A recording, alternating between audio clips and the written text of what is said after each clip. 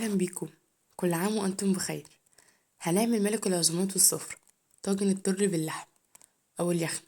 ينفع أول عزومات رمضان لأنه بيرمي معاكي الكمية، كمان سهل وسريع التحضير، يعني مش بياخد وقت، وكمان ده أوانه في الشتاء لأن الخضار بيبقى مسكر أوي.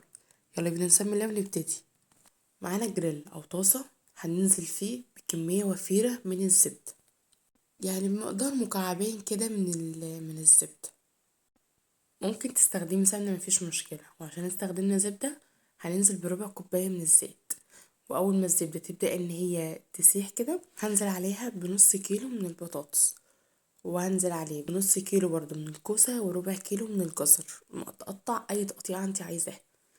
تشويح الخضار دي بالزبدة بالذات بتدي طعم للتورلي في حتة تانية. هنفضل نقلب في التورلي او نقلب في الخضار بتاعنا المشكل. ممكن كمان تضيفي اي فاصوليا خضرا. اول ما ريحته تبدأ تطلع كده وتحس ان الخضار بدأ ان هو ياخد لون، هنجهز الطاجن اللي احنا هندخله بيه الفرن، وننزل بالخضار اللي شوحناه في قلب الطاجن اللي احنا هندخله الفرن. صدقيني خطوة تشويح الخضار دي مهمة جدا جدا. وهنزل عليه بنص كيلو من البسلة، دي كانت بسلة عندي متفرزة في الفريزر. في نفس الطاسة او الجريل اللي احنا شوحنا فيه الخضار هننزل فيه برضو بمكعب كبير من الزبدة. وبعدين هننزل باللحمة بتاعتنا، تكون لحمة طرية ومتقطعة حتت صغيرة أو مكعبات صغيرة. وهننزل عليها برشة من الفلفل الأسمر، بس هي دي البهارات اللي هحطها على اللحمة.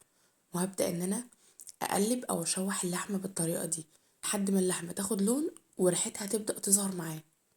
وإيدي فيها كده يعني أستمر في التقليب كده، ما سيبهاش عشان ما تتحرقش أو تغمق أو كده. أول ما ريحتها تطلع هنزل عليها ببصلة كبيرة متقطعة جوانح بالطريقة دي، بس ده في آخر مرحلة.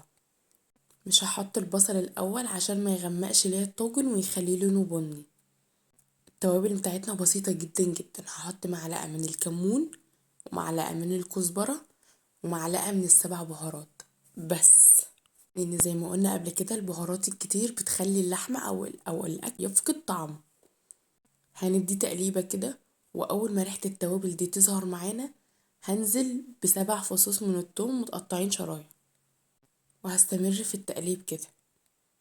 لو من النوع اللي بيحب التوم ما يبقاش ظاهر قوي ممكن تحط السبع فصوص توم دول مفرومين. وكده الطاجن معانا بقى كده، اللحمة خلصت والخضار خلص. هنجيب بقى اللحمة ننزل بيها على الخضار اللي احنا شوحناه. متخيلين انتوا فكرة خضار متشوح بالزبدة مع لحمة متشوحة بالزبدة؟ صدقوني في حتة تانية. هنفرد بقى اللحمة على الطاجن بتاعنا، وهنبدأ بقى نعمل الصوص اللي هنشربه بيه. ده لتر من عصير الطماطم، معصراه ومتصفي كويس جدا عشان البذور بتاعته ما تبانش. هضيف معلقة من الملح، وكيس من الصلصة، ومعلقة من الفلفل الأسمر بس. مش هحط توابل تانية خالص على الصوص اللي هشرب بيه الطاجن. التوابل بتاعتنا كلها سهلة وبسيطة، هي ما فيهاش أي افتكاسات. وهننزل بقى بالصوص الطماطم اللي احنا عملناه ده على الطاجن ده. هنا سأسقط قليلا يا جماعة. شايفين الجمال والشكل كل حاجة حلوة. هديله هزة بس كده علشان الصوص ده يتغلغل جوه الطاجن ده كله. وهزوده كوباية كبيرة من المية، مية عادي من الحنفية. وبس المفروض ان انا كده ادخله الفرن، بس انا هقدم معاه طاجن رز معمر، فيلا بينا نعمله. هغلف الطاجن معايا. انا عامله طاجن كبير هغلفه بالزبده او السمنه.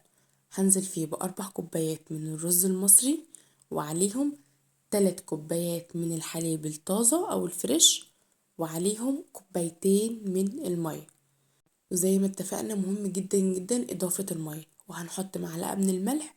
ومهم برضو ان احنا نضيف ربع كوبايه من الزيت. طيب انا ضفت زيت ليه؟ ضفت زيت علشان يبقى مفلفل معايا، عشان ده انا هاكله مع طاجن تورلي فمش هاكله لوحده، فلازم ازوده زيت. وهزود معايا كمان على الوش كده 3 مكعبات من الزبدة، وهدخله الفرن. وعشان دخلته مع التورلي دخلت الطاجن الرز المعمر الاول لحد ما اخد لون، وبعدين هديت طفيت الشواية من فوق، وشغلت الفرن من تحت عليهم هما الاتنين واستووا مع بعض.